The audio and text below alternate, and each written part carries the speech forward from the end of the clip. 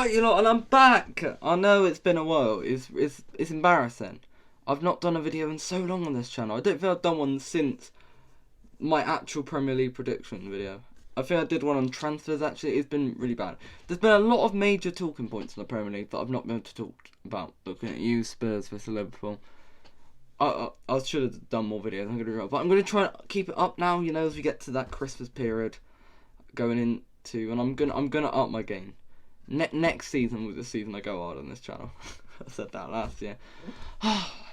So I thought I'd just do a video talking about Europe, because I said some takes in my Premier League prediction video that I've already kind of disagreed with substantially already, and then there's some takes that I still stand with. There's some takes that are actually proven right where people were kind of criticising them. So yeah.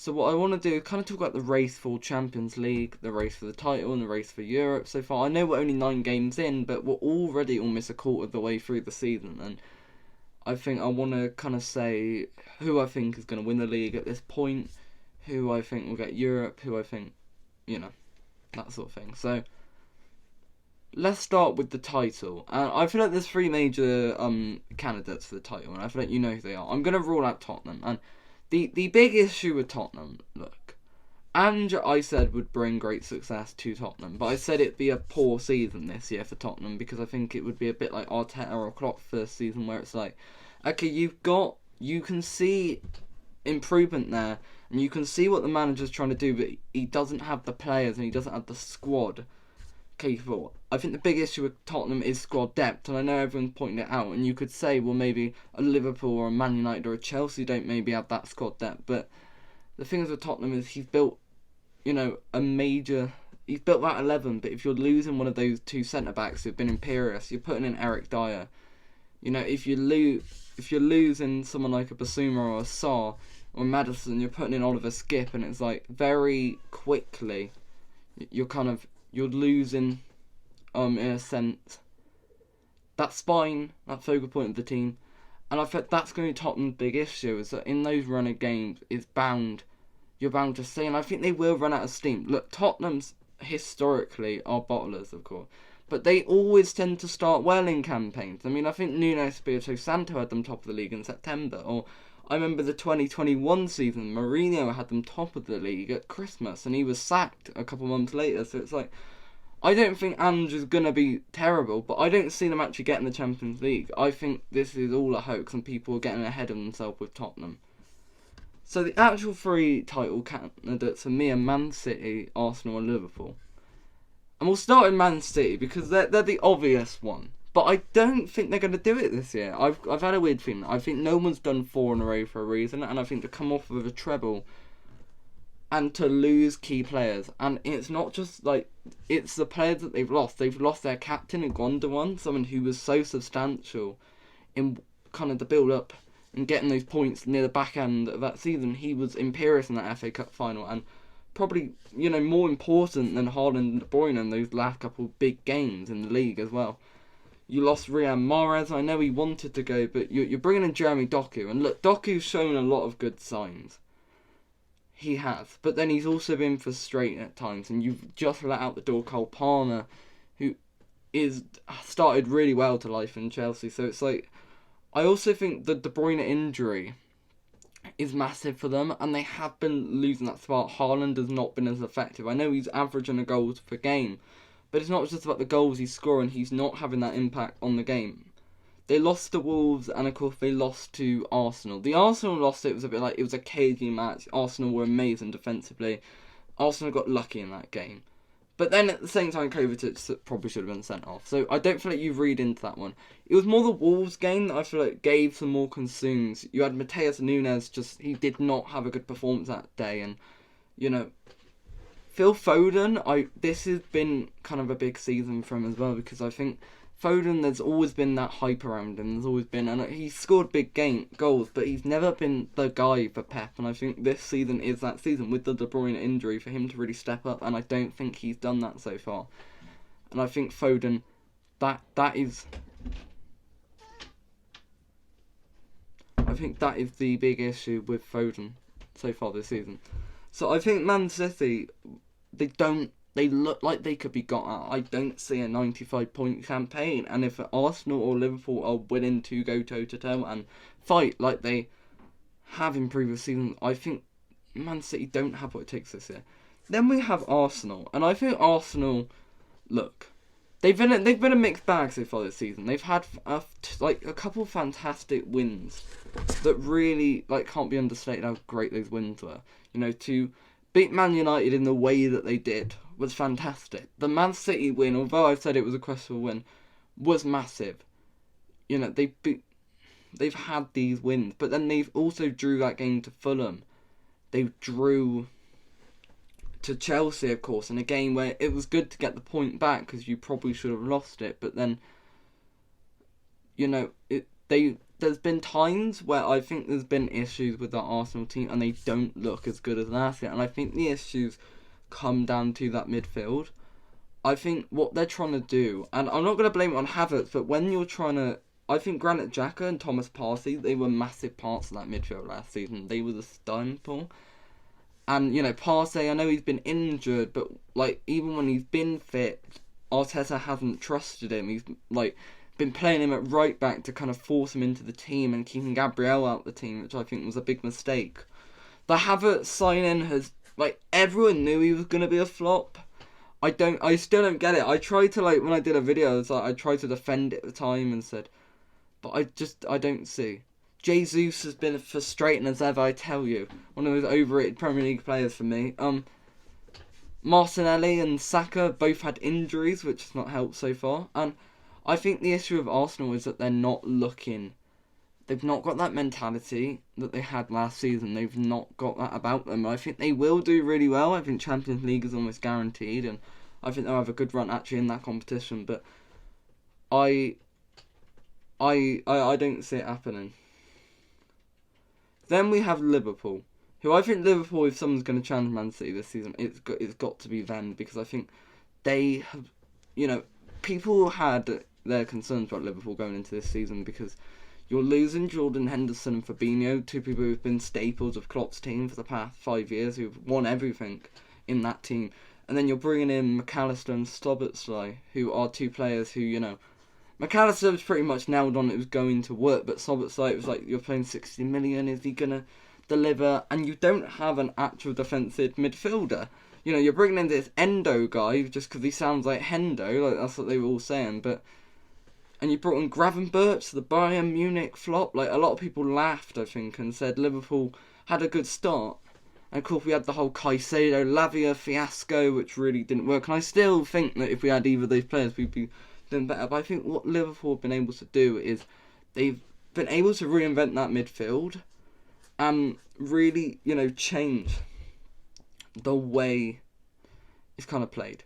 They've really been able to kind of adjust. Gravenberch has looked really solid in the games that he's played, and Szoboszlai has been one of the signs of the season for me. I think he's been absolutely unbelievable.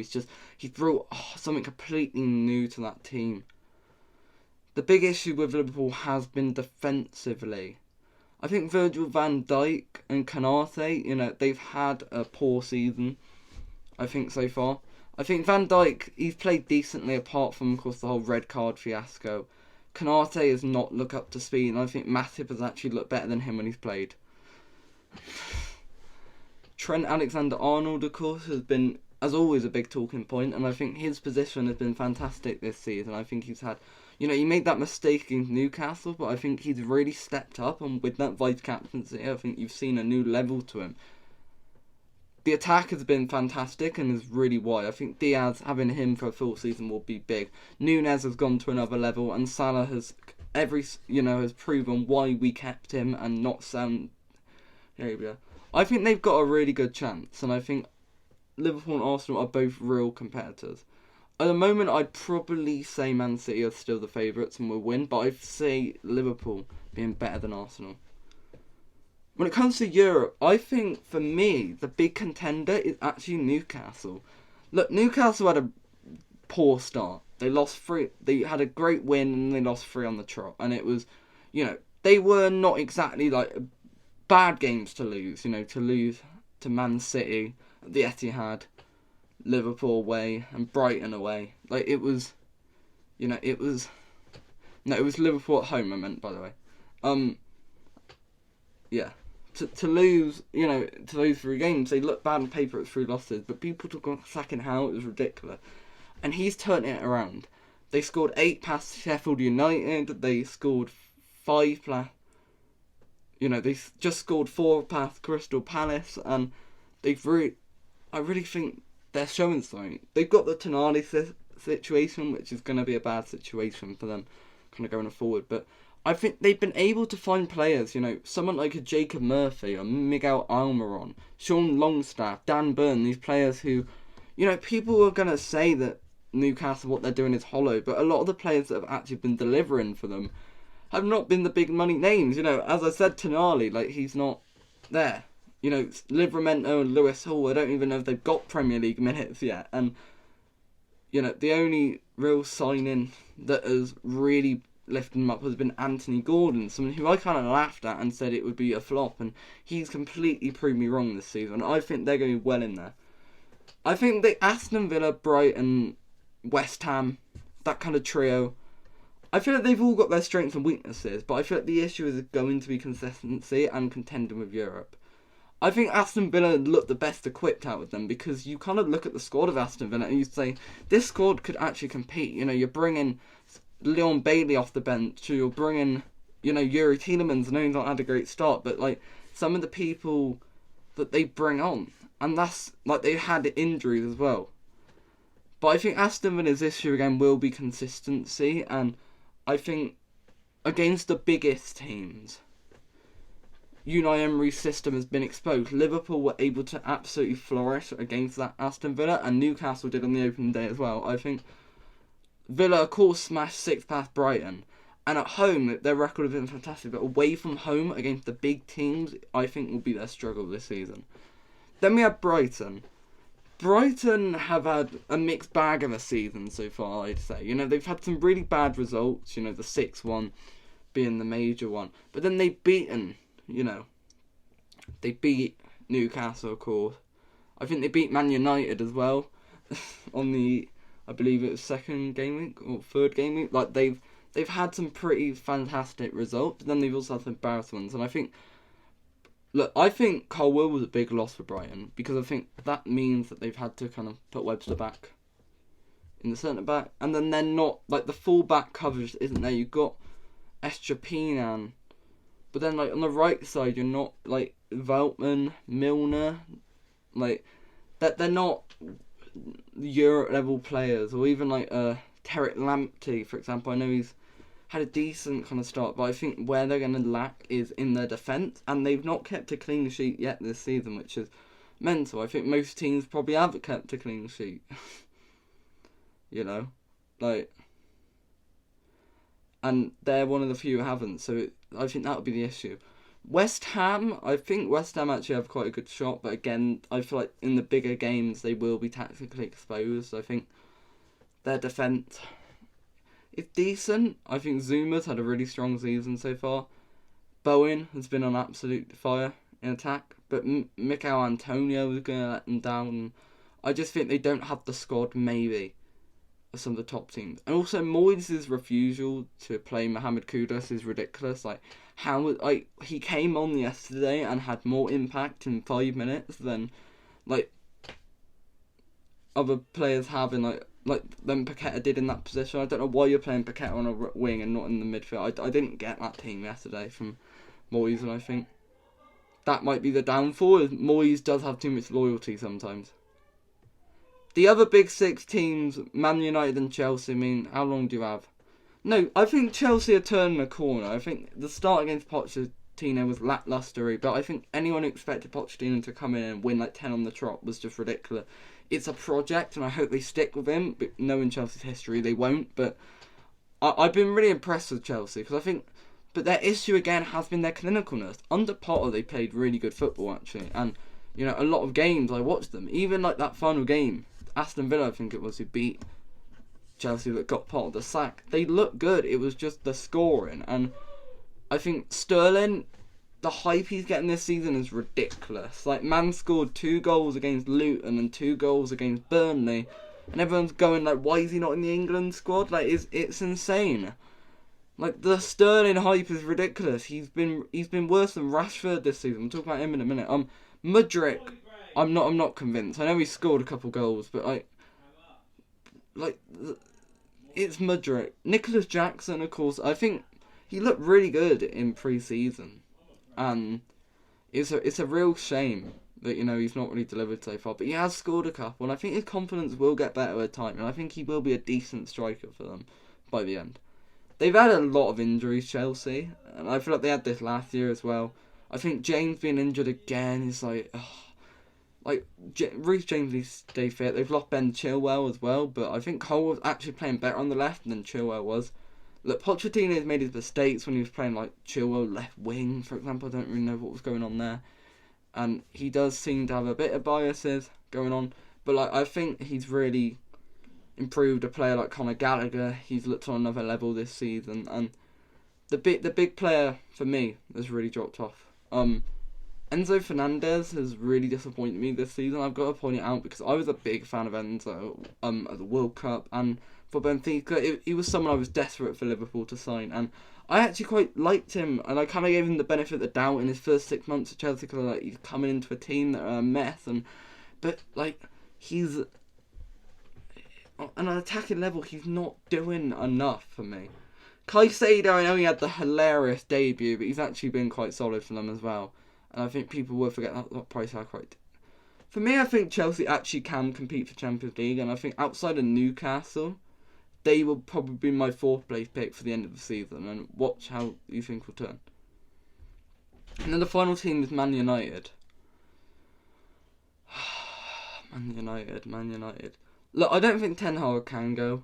I don't think he should go. I don't think there's a manager out there, and I feel like you've sacked so many managers. Louis van Gaal, Moyes, Mourinho, Solskjaer. All these kind of managers, and it's always the same group of players turning against them. I think the big issue with Man United this season is the chemistry in the team. I think they built that defence last season. They didn't score loads, Man United, last season. They won a lot of games tightly, but they had a really solid defence. De Gea got the Golden Glove, and the decision to get rid of De Gea, I found it a bit strange. I was like, you've got more important problems in that team than the goalkeeper. I know De Gea made a few clangers, but every goalkeeper does, and somehow they brought in a 60 million upgrade. Who's worse? Like, I don't know how Onana has been as bad as he has. Like, I really thought he'd actually be a good signing for United, but I don't know how that's happened. Injuries have been a big thing for Man United. I think that every team goes on about injuries, I know, but I think some of the defensive injuries, they don't have a defence. They have to play Johnny Evans and Maguire because Martinez and Varane can't stay fit for 3 games.